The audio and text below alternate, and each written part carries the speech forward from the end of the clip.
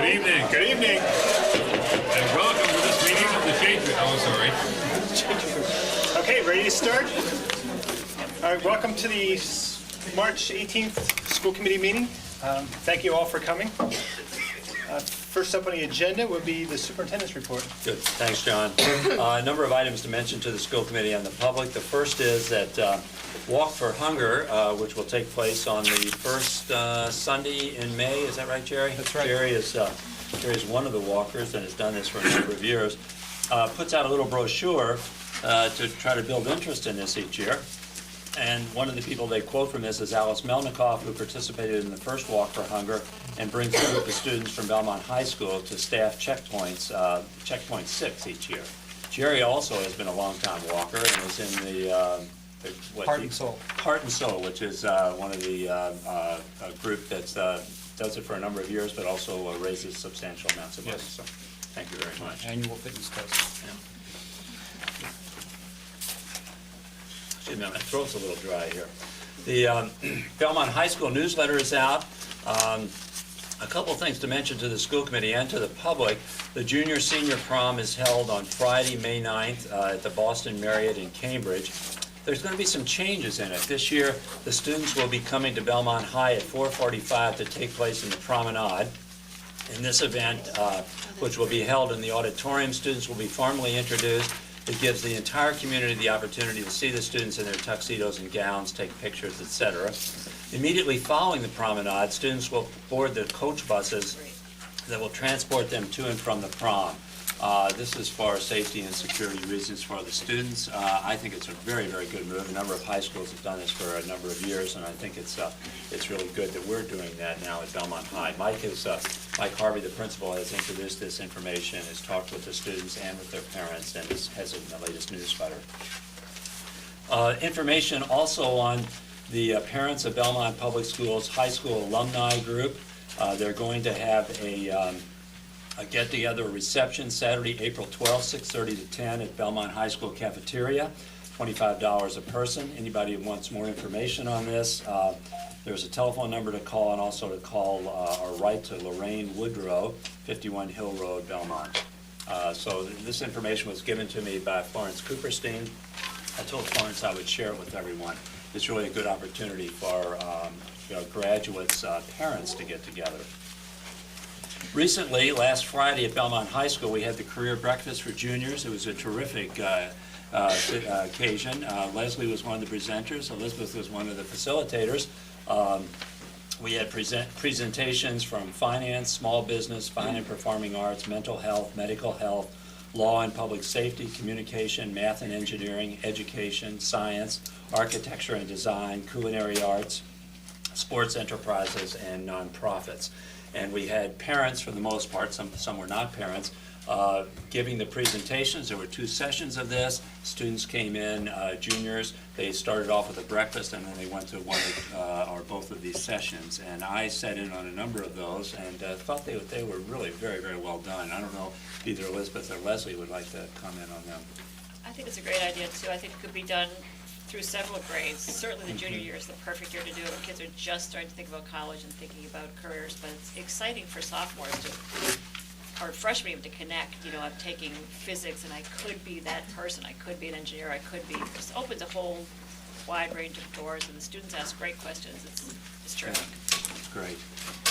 I've got to sit in and host the engineering panel, which was a software engineer and acoustical engineer who started working at BB&N and got to talk about how the internet started right close to home, which the kids in the room didn't know, and a mechanical engineer. And it was wonderful, the range of experience that they brought to the room, and the kids were just asking some great questions. And several of them, in fact, one of the people in your group were recent Belmont High School alums. Well, there was a young woman, mechanical engineer. She graduated 10 years ago from Belmont High. So she was a great role model, I think. Right. Perfect. It's great, and I presume we'll continue this on an annual basis, and it really, I think the students really appreciated it as well. There's information from the EDCO Collaborative on the school committee leadership roundtable, Thursday, March 27th, Thursday, May 1st, facilitated by Rob Evans and Jenny Fallon. If you don't have a copy of that, I can make sure you can get a copy of it. The emergency response manual, which we've been working on for the better part of a couple of years, meeting with police and fire and talking about putting this together. We've, I guess, edited this, I'd say more than a dozen times to get everything the way we want it.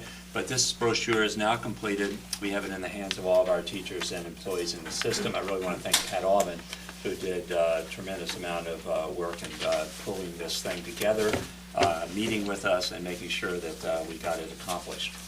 There are a few student awards that I would like for Pat to mention. The first is an announcement from Jim Davis, and Jim told us that this weekend in New York City, the Belmont High School boys indoor track relay team placed 5th in the National High School Track and Field Championships, and in doing so set a new school record. And as a result of placing in the top 6, team members Torrin Cesar, David Jelly, Ben Levy, and Tim Lachese were also named All-Americans. And Jim also tells us that he has received word yesterday from Frankfurt, Germany, that one of our students, a sophomore at BHS, Yasi Kubasik, and a member of the BHS boys lacrosse team, has been selected as a member of the German national lacrosse team. So congratulations to both of those students. And then a second announcement from Mr. Papazis regarding one of our teachers in the music program. Sharon Phipps was selected to receive this year's Lowell Mason Award from the Mass Music Educators Association. And this award is given to a music educator who's demonstrated outstanding teaching, leadership, and contribution to music education in Massachusetts. So congratulations to Sharon, who I believe is hiding in the back row.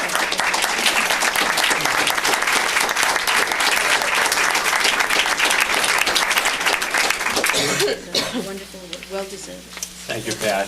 One of the things I do on a regular basis is meet with students at Belmont High School, talk to them. Today I met with a freshman. It's just a tremendous experience. They were a very talkative group. A lot of times the freshmen are not that talkative. And talking about the good things that are happening as they made the transition from Chenery Middle School to Belmont High School, how pleased they are to be there, how much they enjoy the work they're doing. One of the students even offered, they asked me about the budget. Is music going to be continued? That was very important for them. A number of them have been in the music program since the 3rd grade. They also asked about athletics. One of the students said, gosh, this year I'm doing 2 athletic sports that I'd never done before, skiing and volleyball. It's just a tremendous way for me to meet other kids and participate after school. So it clearly is something else that we'll be talking about a little bit later on. I always leave those meetings with students more convinced than ever of what a good job the teachers and administrators and everyone and parents are doing with the students at Belmont High School. It makes you very proud of the students that are coming out of the system. Last thing I'll say is we're delighted to have Arthur Katz back as our reporter. Yay. And to have someone representing the Belmont Citizen Herald. We haven't had a reporter for about 6 or 7 weeks, I guess, and so it's January 28th. But who's January 28th, okay? So we're delighted that he is here and the Belmont Citizen Herald is represented. That's everything, John. All right, thank you, Peter. And next item is the chairman's report. Very briefly, the Foundation for Belmont Education auction will be 2 weeks, April 5th, this Saturday. I'm sure you've all been notified of that, and hopefully many of you have signed up for that. Many of us have gotten a lot of email from probably a lot of people in this very room on the expected topics: full-day kindergarten, will the music program be retained, how are textbooks doing. I'd like to thank you for all that input, and I apologize for not being able to respond to all of them because there had to be 150 messages that I got in the last couple of weeks. And I thank you for all your input, and keep it up. And third, where are we in this budget process? People always ask, what's the process? What's the next thing? Probably in February, the administration presented the budget, a proposed budget to us. And in 2 more meetings than this one, we will also, as a school committee, discuss that budget. And next week, we have scheduled a public hearing, which is mandated by law, for us to hold a hearing on a school budget. Every school district is required to do that. So that's where we are in the process. Next week, hopefully, we'll have approved our budget. Scott? Those that want to stay can also hear that conversation about resolving the budget gap, which will be the next thing after Oh, yeah. full-day day. All right, after full-day K, the full-day kindergarten discussion, we will probably have an hour's worth of budget discussion, if you're interested in staying for that. I might not stay, but they. Oh. You're out of here soon. And that's it for the chair's report. Next up is citizens' concerns. This is where we open the floor up to citizens who have questions or comments that is on things that are not on the agenda. If you heard any of those, feel free to come forward. And if not, that's fine too. First item of major business tonight is approval of full-day kindergarten. I'd like to start off on that, John, just to give a little bit of the history and then call on Pat, and the school committee has a memo from Pat addressing this. Also, their elementary principals are here tonight, as well as a number of teachers at the kindergarten level. We started talking about full-day kindergarten about a year ago. We had a number of discussions at the school committee table. The decision was made that for a variety of reasons, there was concerns about whether or not enough time had been given to this conversation and discussion. And so as we planned for the school committee meetings this year, we dedicated a meeting in December, it was held at the Wellington School, to be a forum on the full-day kindergarten. And we had a large number of people there, larger I think even than the audience we have tonight, to talk about that. We had some presentations by the administrators, and then we had a conversation following that with people making comments, remarks, questions, whatever it would be. We also had a task force that addressed this, and members of the task force are present this evening as well.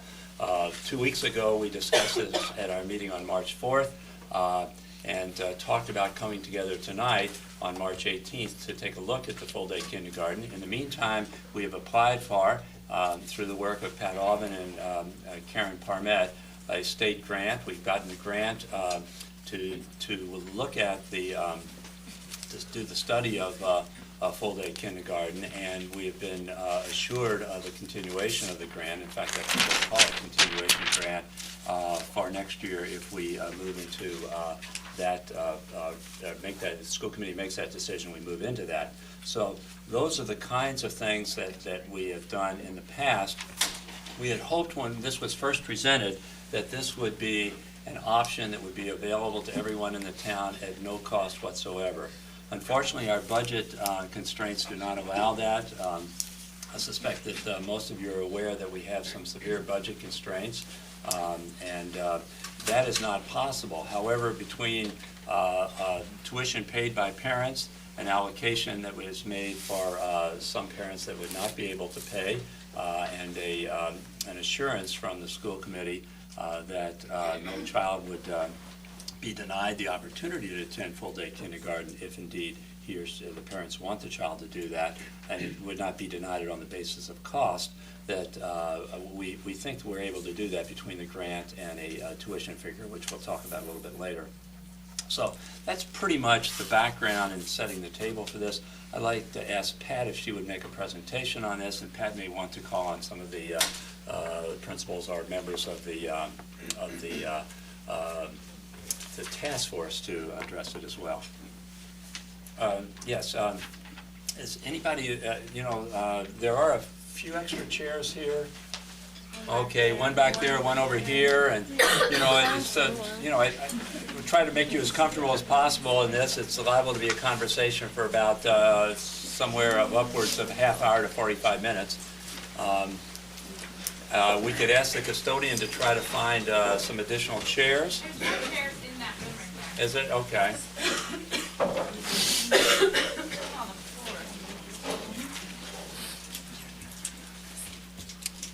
Okay, good. Pat. What I tried to do was to bring a little more information. I'm sorry, this is really important. Just pop right up.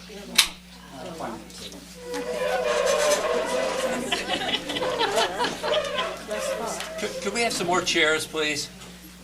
Okay, thank you. Thank you. Thanks, Jerry. Okay, before the chairs come, I'm trying to provide a little more information at the table tonight for school committee members, some of the questions that were raised, and as Peter mentioned, I would begin by talking about the funding There are two specific grants that we have. The first is called the Transition to Full Day Kindergarten, and the second is called the Quality Full Day Kindergarten Grant, both of which are going to provide funds for the Belmont Public Schools should we move forward with the full day kindergarten. The first grant is for planning, the second is for implementation, and the implementation grant is based on the number of full-day kindergarten classrooms that Belmont has. So for each full-day classroom that we would offer in September, there would be a specific amount of money allotted through the grant. Currently, that money is $14,900, and that's the base amount of money that the Department of Education told us to rely on. However, there is an expectation through the legislature funding this particular grant program that we may be able to expect a little bit more. So right now, we're counting on the $208,600. Much of what we've been doing in these last few weeks is taking advantage of the grant and the grant guidelines in terms of planning. The principals in particular, and I'm very grateful for all of the information that they have shared, and many of their words are included in this presentation, so I hope that they will speak shortly.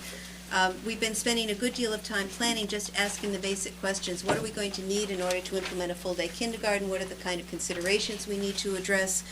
What are the guidelines that the grant requires that we need to incorporate? For example, the Department of Education would like all kindergartens in the future to be accredited by the National Association for the Education of Young Children.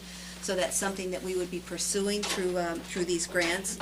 And we do plan on Monday, March 24th, to have a full meeting with all of the kindergarten staff, many of whom are here tonight, and I'm grateful for them to be here, so that we can plan more carefully and more fully what the full-day kindergarten day would look like. However, we have done some work, and the principals in particular have done some significant thinking on what the overview of a full-day kindergarten would look like. And while they can't outline at this moment what every minute of the day would look like, they do concur that the schedule would perhaps not be able to be identical at each school because of start times and ending times that are different, as we know. And also we have to think about the scheduling of specialists, because kindergarten children will be working with art teachers, music teachers, and physical education teachers, and those specialists need to be scheduled as well.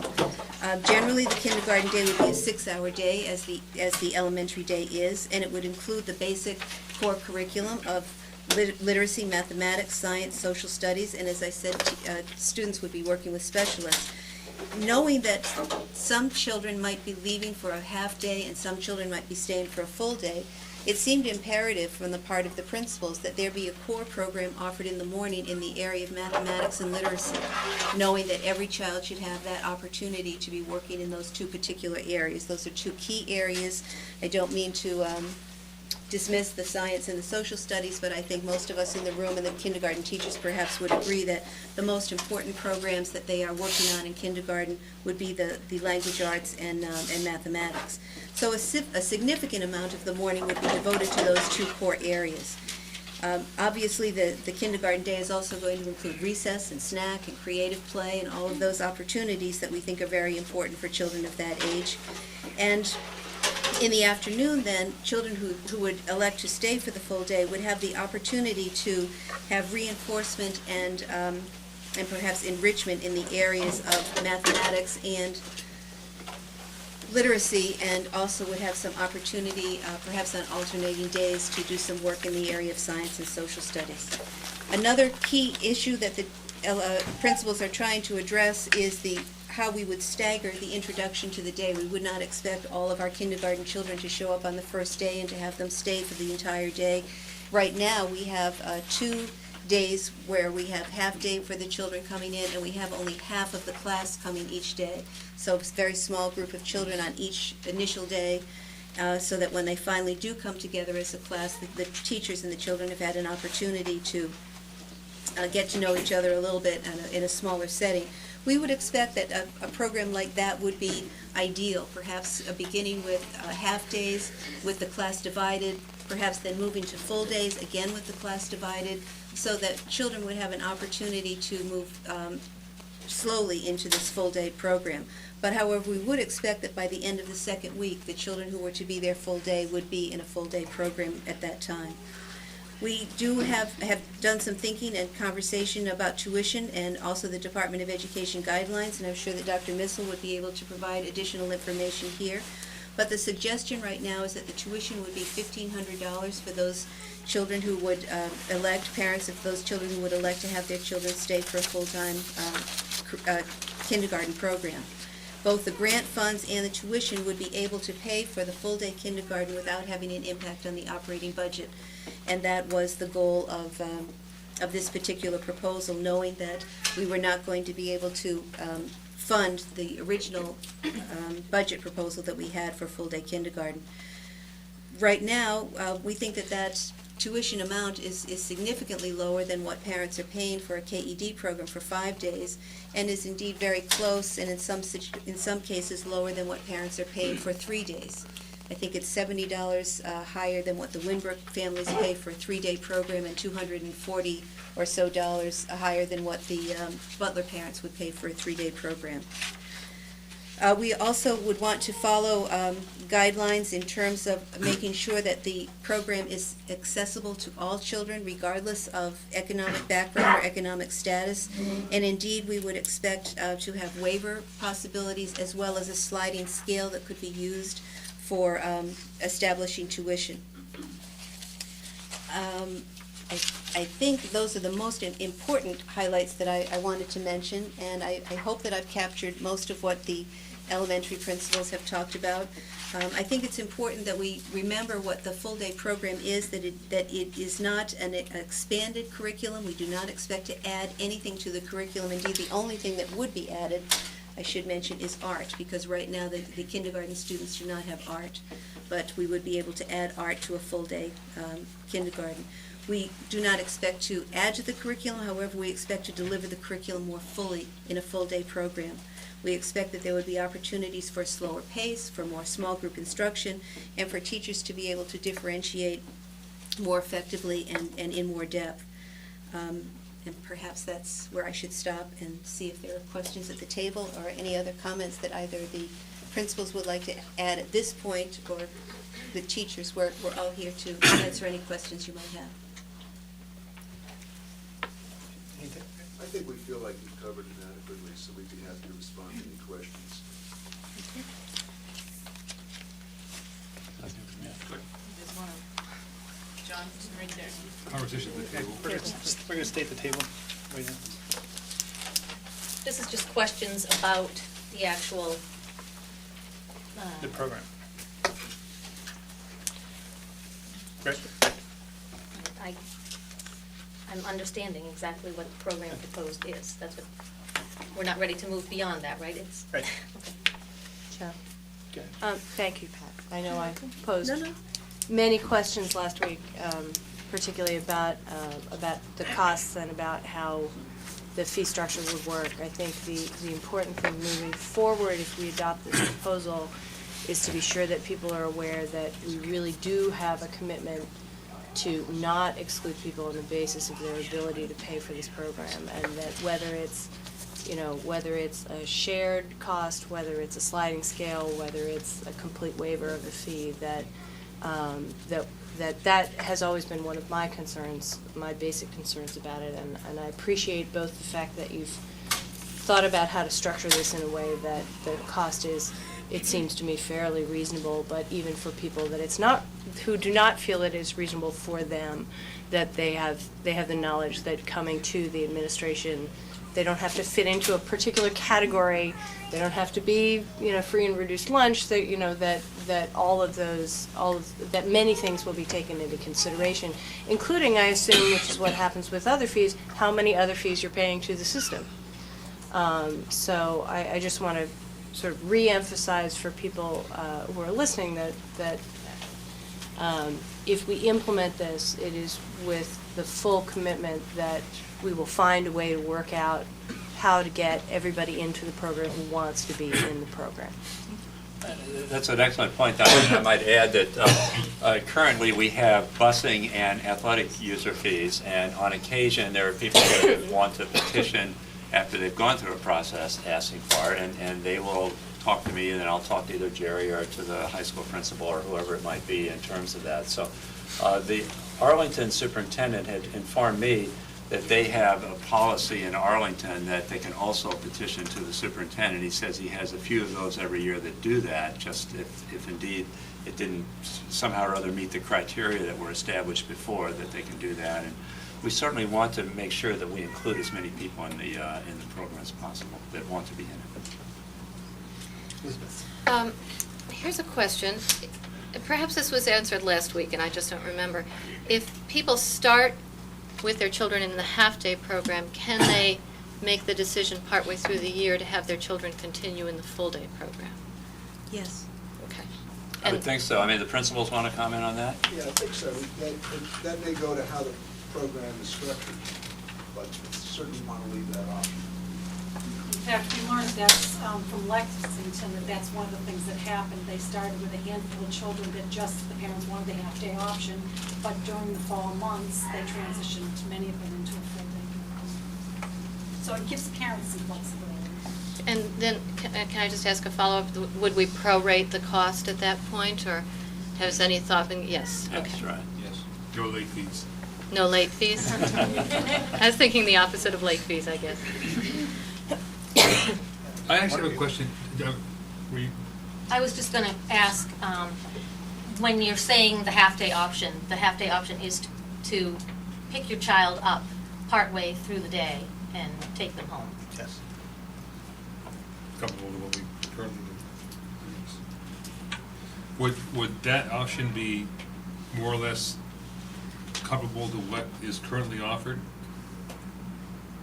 In other words, The half-day. right, well, it's a little bit more than a half day, as I recall. It was a half day plus 20 minutes, something like that. It would be closer to 3 hours. If the full day were 6 hours, it would be a 3-hour day. Okay, so it'd be a bit shorter day then for Right. those students. And I think what the principals would be doing is establishing a schedule so that there would be a natural break, so it wouldn't be obvious and it wouldn't be uncomfortable, but there would be a natural break during the day when children would either move on to lunch and other activities or would go home. Okay. The question I had was sort of a baseline question, just to make sure that I understand what the school system is obligated to offer for kindergarten, and what we're thinking about doing in relation to those obligations as we sort through the options of full day for all sections, other options, and so forth. If you could just review for everyone's benefit what it is we are obligated to offer and what parents are allowed to do in that instance. Thanks, Scott. I'm sorry, I should have said that earlier, too. That's an excellent point. Massachusetts general law requires that all public school systems offer kindergarten. They do not designate how much time in it. They don't designate the number of days. They don't designate the number of hours in it. And children are not required to attend kindergarten, either public or private. They are required to attend grade 1, but they're not required to attend kindergarten. But school districts are required to offer it. And so, you can see from the data that's been collected that there are a variety of programs, half and full day, and some with tuition, and some full day free, and so on. Sure. I guess the follow-up question, I appreciate that, is, forgive me for not thinking about this sooner. I guess I'd be curious as a point of information, if we have any idea what proportion of parents opt in our current system, which only offers a half day plus 20 minutes, instead to take a private kindergarten placement that offers a day more comparable to the one that we currently have. Oh, that's a good It's way question. too late in the game for anyone to research that. I just pose it as a thought exercise that for people who opt not to do what Belmont is doing presently for kindergarten, they have the right, and in some cases, I would guess they exercise that right, to go elsewhere, to include a fuller day than the one that we currently offer. Right. We don't, yeah, thank you. Statewide, that's not 90%. Like 90% attend public school kindergarten, 10% do not. I would expect that Belmont probably reflects that trend, or close to it. Okay. Any more questions? Did you want to? Well, if you want to move into, Clarification questions, anything? No? Okay. if you want to move into talking about positions on the proposal at hand, then Sure. are you Yes, prepared to sure. do that? Yeah, a clarification about the $1,500. Yeah, is that $1,500, does that assume that every student every kindergarten student will attend? Or is that based on a percentage that's expected? When we calculated that fee, we assumed that 10% of the students will not attend, and among those attending, 15% might request waivers for total waiver. And that 10 and 15% could be flip-flop, and you get the same result. Okay, but what if, assuming half, choose the option for one reason, half pay, like for example, higher percentage do not attend the full day, and more families than initially expected cannot pay and won't pay. They expect assistance. Does the burden of the money, does that go on to the other parents who can and are able to pay? That would be a school committee decision, but I honestly would not expect that to happen. I think we built in quite generous allowances based on the experience of surrounding communities, such as Arlington, who's been doing this for a couple of years. And I think the similarity of Belmont socioeconomically to these surrounding communities, so we feel comfortable with the 10 and 15%, no matter which way you flip it. I have a question. Pat, I had asked you if you could check on attendance to KED programs district-wide. Did you have a chance to look at what the percentage of kids that use KED is in our district? I have numbers as opposed to percentages. We have at the Burbank School 48 out of 58 students who use the KED, 45 out of 60 at the Butler, 63 out of 88 at the Wellington, 57 out of 73 at the Winburg. I would put that in the perhaps 78-79% of the students who are using KED, and not all are 5 days. Some are 3 days, some are 5 days. Thank you.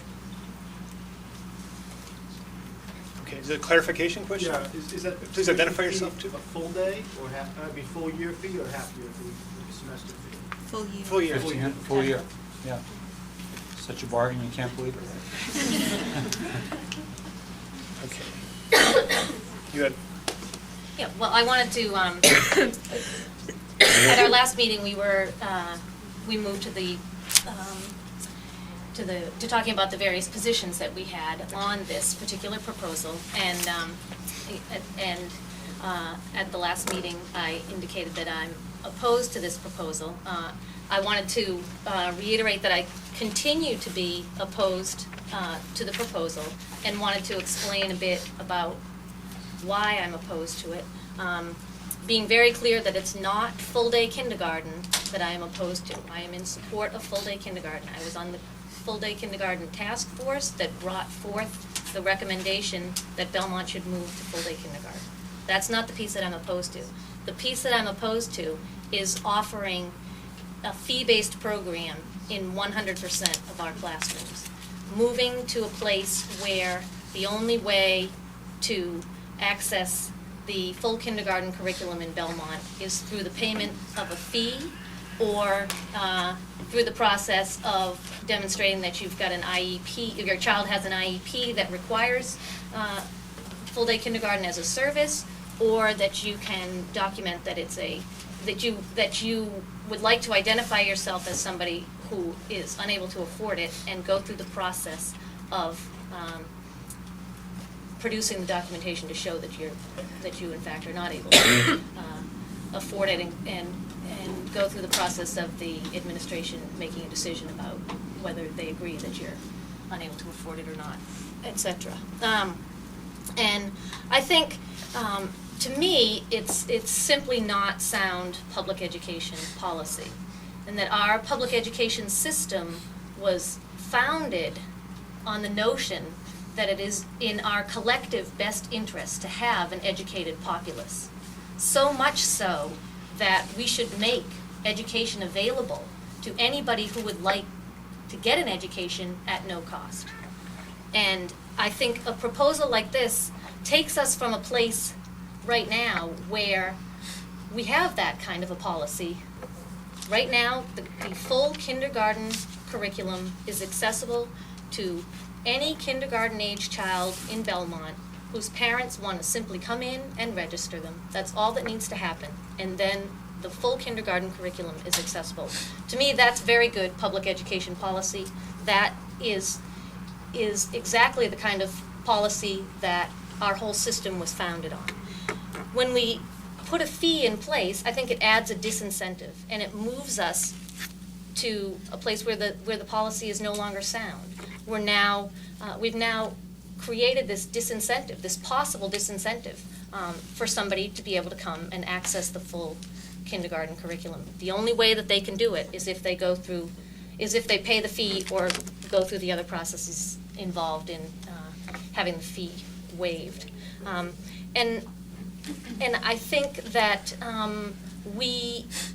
when we move to a place like that, where we're sort of abandoning the very premise on which our public education system was founded, and that we do that at our own peril. I think it's a very, very bad mistake to abandon that. It is, in my mind, without question, that it is so much in our collective interest to have an educated populace that we shouldn't possibly place a disincentive for a child to come to kindergarten. I think that that we always need to have a policy in place that makes it so that all you need to do to access the full curriculum is simply come and register. I think, in kindergarten in general, there are essentially sort of 4 general possibilities about what to do. One is what we currently do, which is universal half-day kindergarten, which has presented a set of issues for us. It's very challenging to try and meet all of the goals that we need to meet to provide the curriculum in a half-day model. It's clearly something that is so much of an issue for us, and not just for us, across the nation. It's an issue. No Child Left Behind has placed public education in a spot where it is exceedingly difficult to provide a kindergarten curriculum in a half-day model. So there's a clear set of issues with the current half-day model that we have. What we'd ideally like to do is move to that universal full-day model. Unfortunately, in our community, unfortunately in our country, we're not prepared to support that kind of a model. In our state, we're not financially prepared to support that kind of a model, and in our community, we're not financially prepared to support that kind of a model. So that model is not something that we are able to achieve, certainly this fiscal year. Hopefully at some point in the future, something at the federal, state, or local level will change, and we will be able to support universal full-day kindergarten. But until that point, we're not able to offer it. The proposal that we have in front of us offers another possibility, which is offering universal full-day kindergarten on a fee basis. And I've already stated what I see as the issues with that. A fourth model that we haven't talked about is providing the full-day kindergarten on a fee basis and providing the half-day kindergarten at no cost. And that comes with its own set of issues, not the least of which is it creates a logistical nightmare for a school district to figure out how to provide that. But it does leave in place the sound public policy piece of still making the full kindergarten curriculum accessible to anybody who walks in the door and registers. Now, I did a lot of work, to prepare some information about what happens across the state. So I'm going to just split this in half, and after you pass it, that way you can pass to the audience. Sure. After you pass it that way.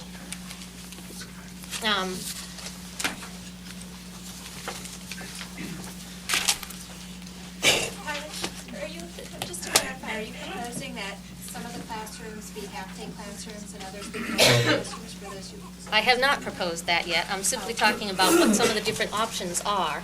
And now I just wanted to provide some information about what's happening at the state level.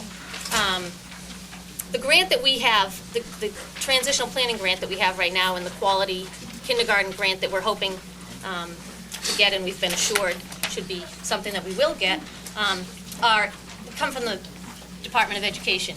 The Mass Department of Education has been providing these grants since 2000. At the end of this past fiscal year, they prepared a report to the legislature about what was happening with the kindergarten development grant program. So this report was issued in January 2008, entitled Report to the Legislature Kindergarten Development Grant Program. Most of the information that I've collected has come from this particular report. Additionally, there's a Massachusetts Public Schools survey of fees that's available from an organization called SuperEdNet. And I've drawn some of the information I have from that, as well as just my own research looking at what various school districts across the state do. So in this report from the Department of Education, they outline exactly what was happening in Massachusetts at the end of this past fiscal year, the end of last school year. The information about this current school year is still too new for them to be able to report on it. They won't have that information till the end of the year, so the best information available at the moment is what was happening at the end of fiscal year 2007. And in fiscal year 2007, as I already said before, 90% of eligible Massachusetts children were attending public kindergarten.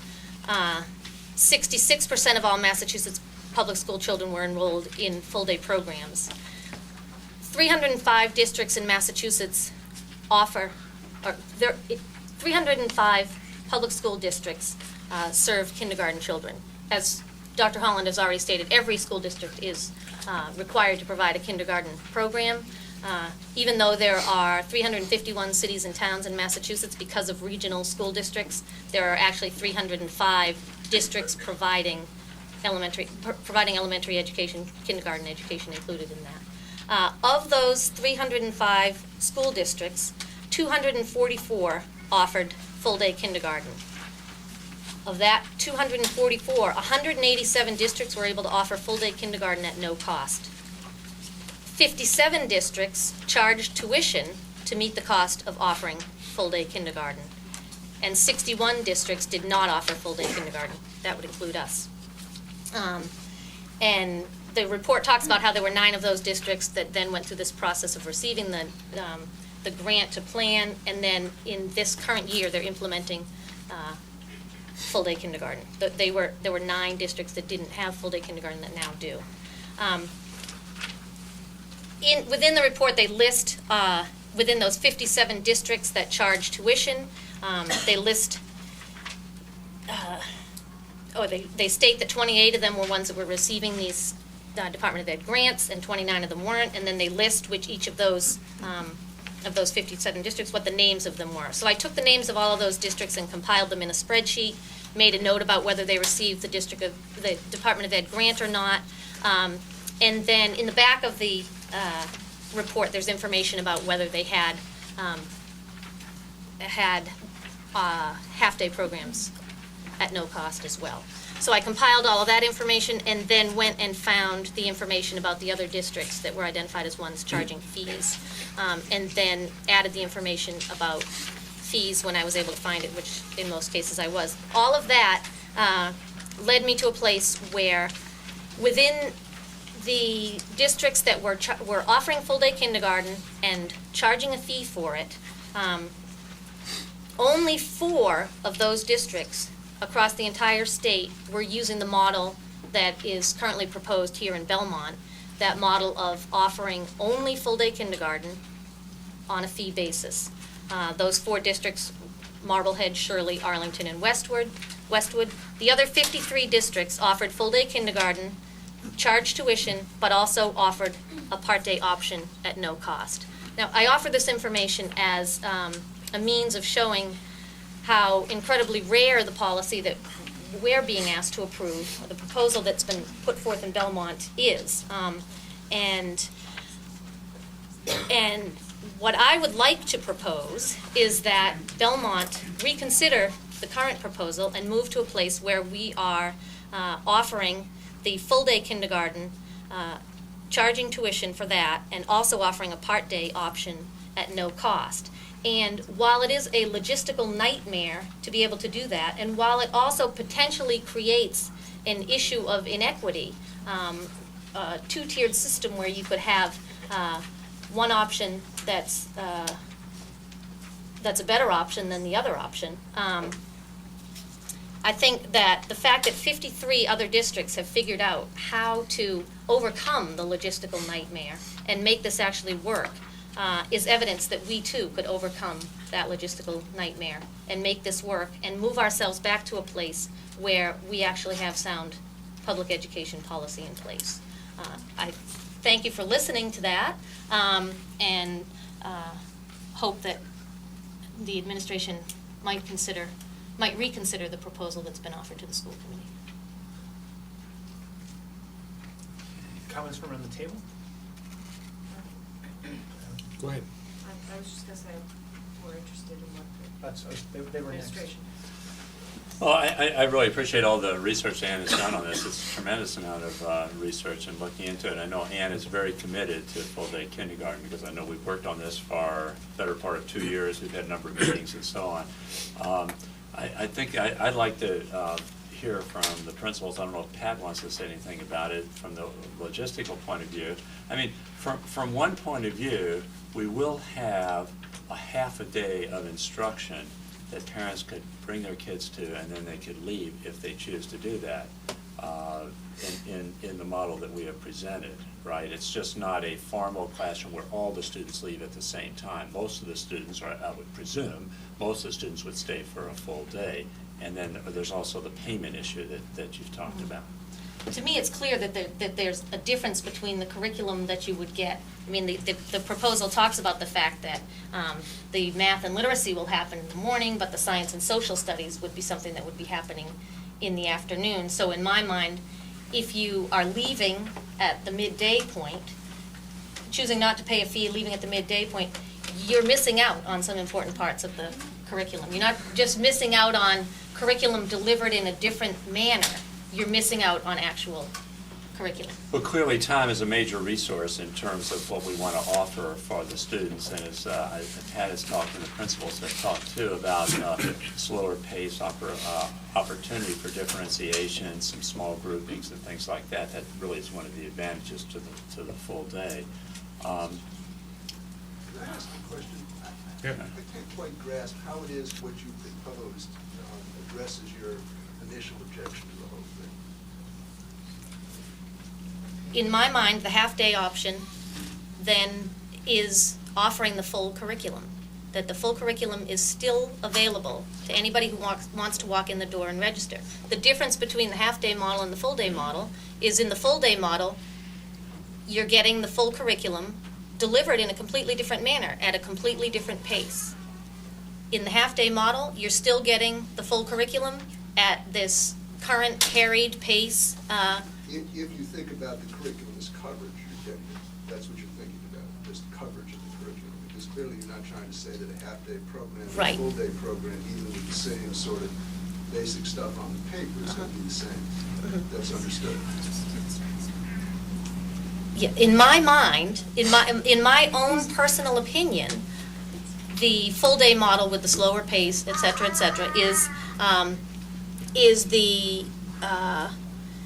is a better option. That's not true. Not everybody believes that that's a better option. Some people believe that it's a fine option to stay with the half-day, that the curriculum is still, that delivering the curriculum in the current fashion is still okay. So for me, there's a piece that feels like the two things are still somewhat different, but they're enough the same that that delivering it in the harried model versus delivering it at the slower pace makes the actual curriculum piece the same. I mean, I think that, go ahead. that we agree that we're not adding anything to the Right. curriculum that we have right now. Excuse me, Amy, would you mind identifying yourself? I'm Not sorry, everyone Amy knows Wagner, the person. principal at the Wellington School. Thank you. That was Bruce McDonald before, by the way. I think that we're talking about really looking at increasing the breadth and depth of what we're introducing in a full-day program. So although we're not adding new topics and planning on covering additional things in a full-day program, we don't, and I think I'm speaking for all of us, we don't see a full-day program as equivalent to a half-day program, but think we would be able to much better cover the material, give children a better understanding in the full-day program.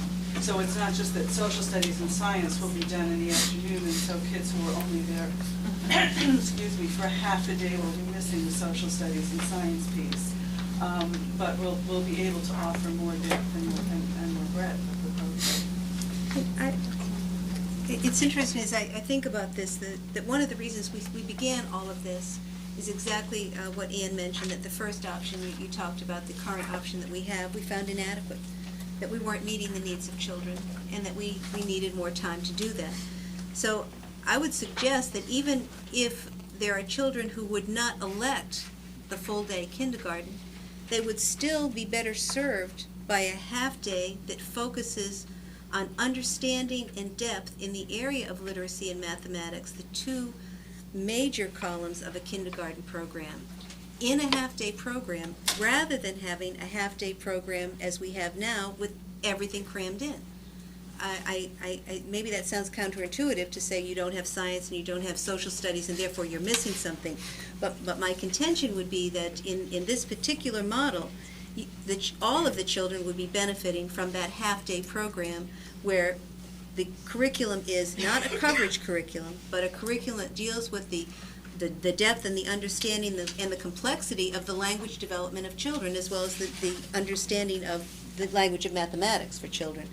So I think that's really one of my major issues. And if we have the standalone half-day kindergarten, I understand that is what Ian would talk about as strong educational public policy. My belief at this point is that I don't believe it's a good instructional model.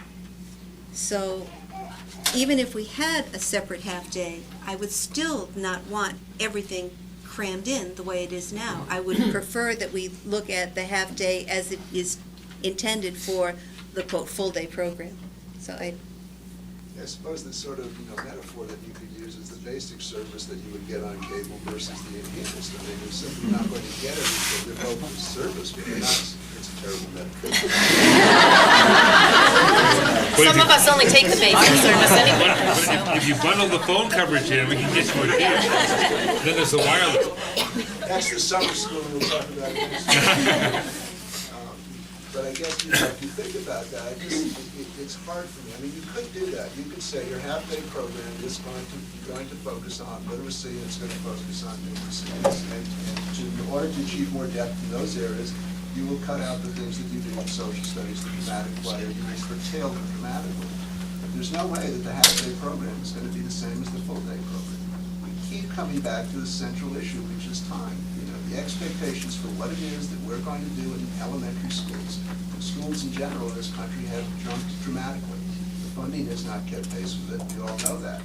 Frankly, I totally agree with you. I find it scandalous that we don't put up the money to support the kinds of schools that we need. But the pragmatist tells me after so many warrant committee meetings that it's not going to happen. And it's not going to happen next year either. So, here we are. We either have to make the jump and sort of work out the plan we have, or we have to walk away from it. I don't know what else. Chris Francis. Hi, yes, I'm Chris Francis, I'm the principal of the Burbank School. And to follow with what Bruce just said, I think what the figures show is that we are in the minority of school districts across the state who offer full-day kindergarten. And in fact, because over the last few years, many of the school districts in the area are adding it. And some, the District of Concord, where I live, is adding it for next year, after we've been discussing it for at least 20 years. Other districts in the area are finally adding it for next year. And I think that Belmont will be one of the few districts in this area that does not have full-day kindergarten. And while it would be ideal if the town supported it, but right now the town is not ready to financially support it. And so I really feel that Belmont students will be at a disadvantage if we don't take the momentum that we have going, the momentum that's taking place across the state, within this area, as well as within Belmont right now, to move forward and take advantage of the state grant opportunity.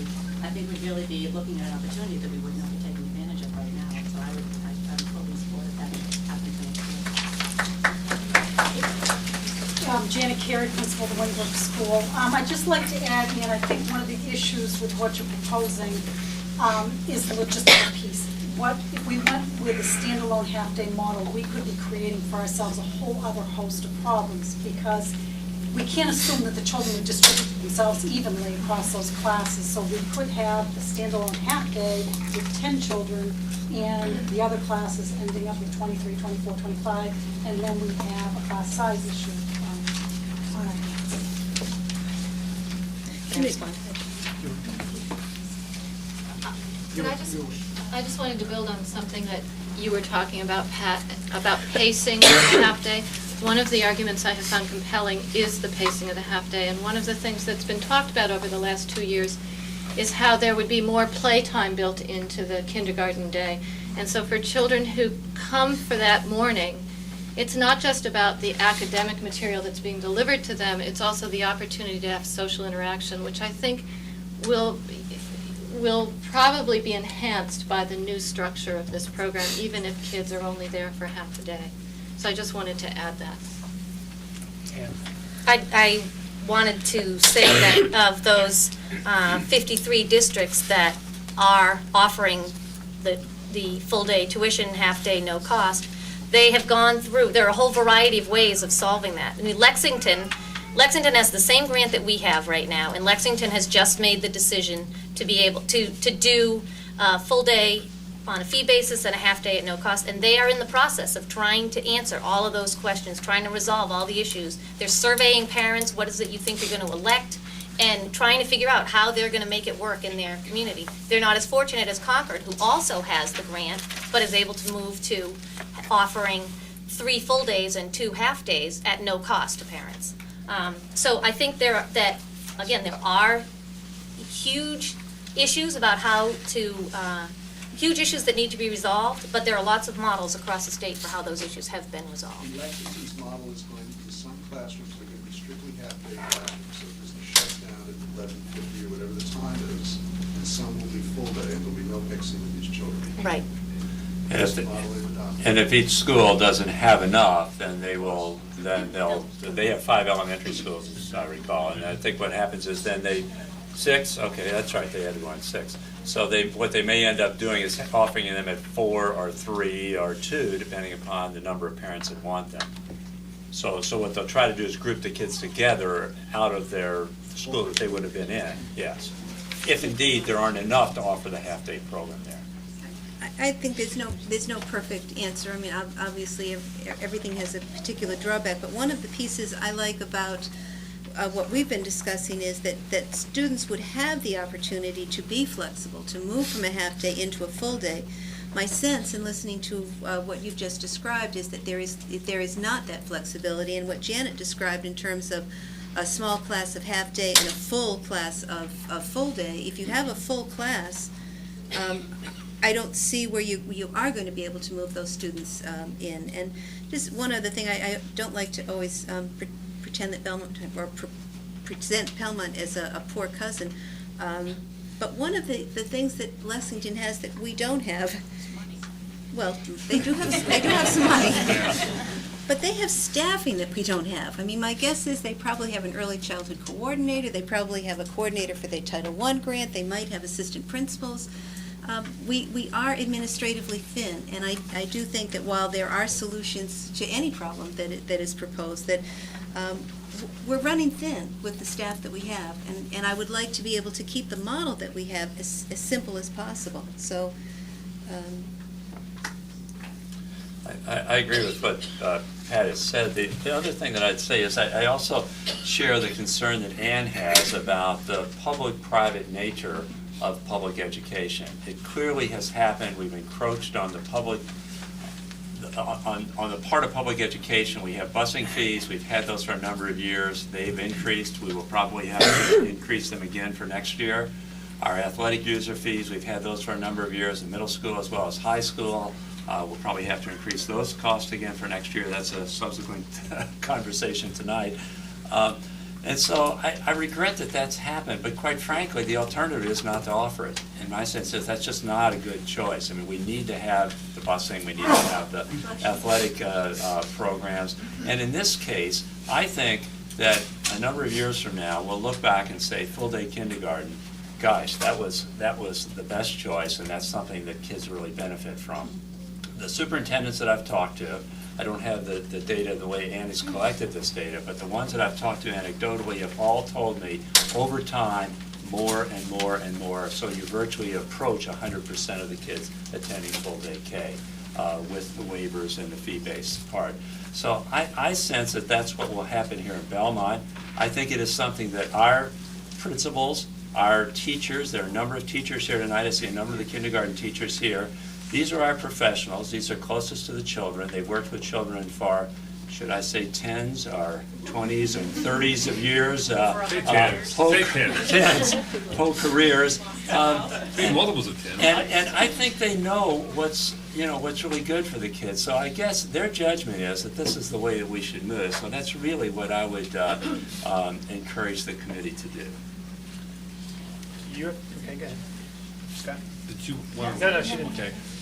I know we're going to want to hear from some of the parents, some of whom may have students who this very fall will be affected by whatever the decisions we make or don't make this evening. But just so I make sure I'm clear in my own mind, at the moment, the conversation that I'm hearing at this table has to do with two overlapping and competing versions for a full-day kindergarten hybrid model.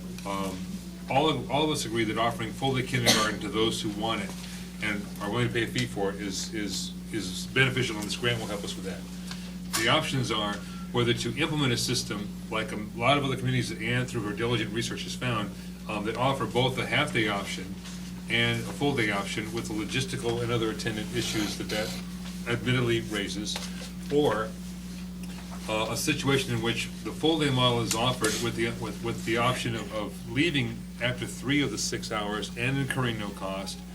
The logistical problem is being solved, but the concern being that is the full curriculum being offered to those students, albeit the time they're spending, the curriculum they are receiving is done in a way that's at a better pace, may allow for more retention, for more understanding in those areas. Is that a relatively good summary of the choices? Yes, except for one additional piece, which is the cost factor. And do you have people who are choosing the half-day option because they don't want to come forward and go through the process of identifying themselves as not being able to afford it? Or do you have people who haven't even come in the door in the first place because they don't want the stigma attached to identifying themselves as unable to afford it? Could we satisfy that part of it if we ask the principals to sort of check in? They know the parents, and if they have a sense that that's a problem, then to encourage the parents to do it. I mean, certainly, Jerry, in terms of both busing and athletic user fees, we've had them in place for a number of years. People come and apply for that, right? Yes, they have, and we review each one individually and respect their confidentiality. But the principals don't even know people who have not yet entered the public school system. They have no way of identifying the people that aren't even coming through the door in the first place because the fee is. Oh, I see, the ones that might go to a private. Might not send their child to kindergarten. Yeah, well, might not send their children to kindergarten, but when kindergarten starts, they'll know that in other words, some will take a half day and some will take a full day, right?